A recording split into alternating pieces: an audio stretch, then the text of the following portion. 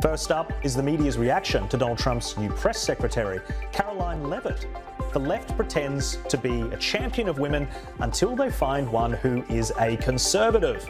Once that happens, they love nothing more than tearing down women with the most petty and vacuous of insults. And you would think, ABC, having just paid $15 million for a defamation lawsuit, would think not to engage in conspiracy theories about assassination attempts, but I guess that's too much to ask from The View. I mean, I gotta ask you, because they said it, are you aware of any plots from Elon Musk to push President Trump down the stairs?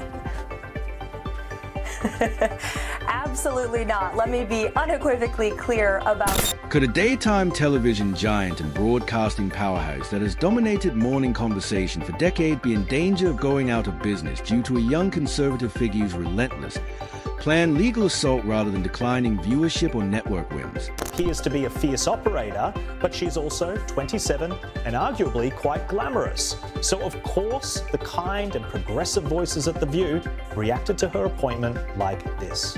I think she's probably been put in there because according to Donald Trump, she's a 10. You know that's what it is. The show, which is renowned for contentious opinions and contentious debates, is currently battling for its own survival. And the opponent is someone they may not have anticipated or greatly misjudged. Watching this clip, I couldn't help but think how ironic that Whoopi Goldberg and Joy Behar and the rest of the ladies on The View spend their time calling Republicans the conspiracy theorists. But they have been wrong about everything they have said over the last couple of years. They likened President Trump to Hitler. They have mocked him. They have shamed him. They have lied about him consistently on their show. And it was a joy to watch them on November the 6th, when they realized that tens of millions of Americans do not listen to the lies that they have spewed. These women are completely out of touch with reality. And you're right, ABC should wake up. They just paid $15 million to President Trump's future library. That's a great thing for the American. This story has implications far beyond confines of television studio and has a potential to change the way power, media, and the law interact. It is not simply another headline. The abuse continued. I would like this young lady this is her first job, I would like her to do a little homework. Because she said something yesterday that really pissed me off. And that was, she said, there will be no wokeness here. Oh, yeah. Let me explain something to you.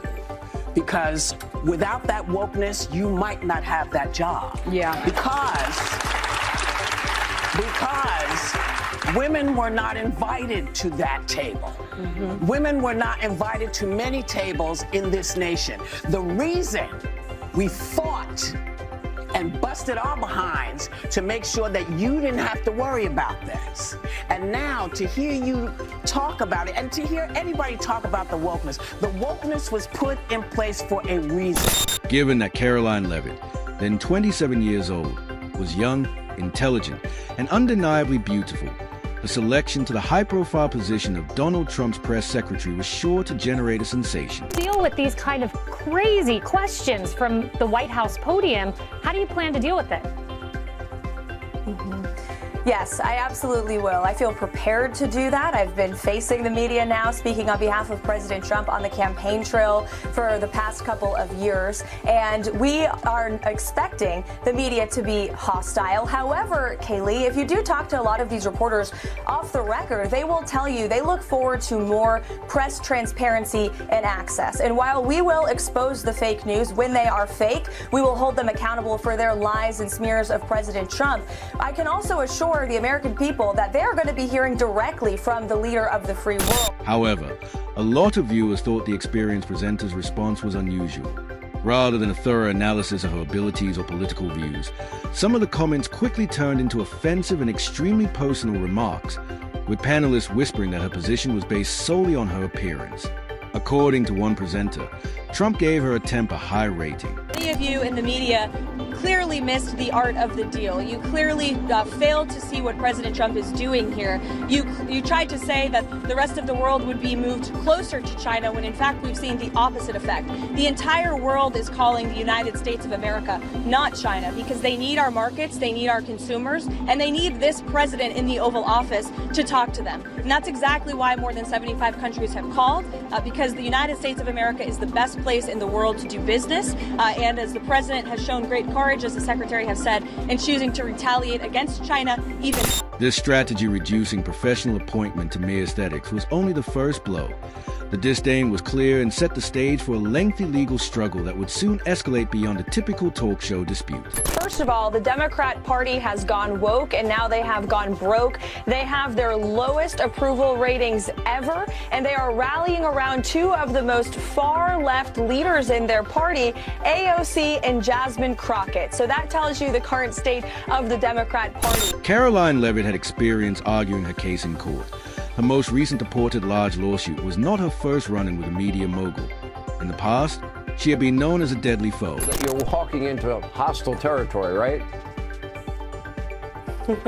Certainly do. And look, I think I'm well prepared for that, and I'm incredibly honored that President Trump has instilled confidence in me to speak on his behalf behind the White House podium. It's been an honor to have a front row seat to the greatest political comeback in history. And as you mentioned in your monologue, Sean, President Trump is putting together a brilliant cabinet of fantastic America First fighters, from Elon Musk and Vivek Ramaswamy, who are going to cut the waste out of our federal bureaucracy, to Susie Wiles, who is going to serve as the first female chief of staff in history. Take that, Mark Cuban, to Tom Homan. No one better to secure the border. She had previously been involved in legal conflict with the show, demonstrating a strong unwillingness to passively accept what she perceived to be unfair insults and a willingness to spend a significant amount of money. I think it's insulting that you're trying to test my knowledge of economics and the decisions that this president has made. I'm now regret giving a question to the Associated Press. You're asking me for what the president's justification is for these tariffs. It's not up to you. You're not the president, Gabe. To hire a spokesperson just so that Elon Musk doesn't put out tweets that then confuse federal workers. Are my press briefings not good enough for you, Jack? The magnitude of this new legal action,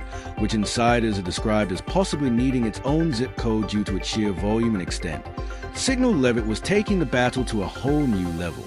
Prior confrontations, no matter how severe, did not appear to deter the presenters from their trademark no-holds-barred comments. If you heard that type of violent, enticing rhetoric from our side of the aisle, from Republican leaders on Capitol Hill, I think there would be a lot more outrage in this room today. It's unacceptable, the comments that have been made by these Democrat leaders, and frankly, they don't even know what they're talking about. Because President Trump was elected with a mandate from the American people to make this government more efficient.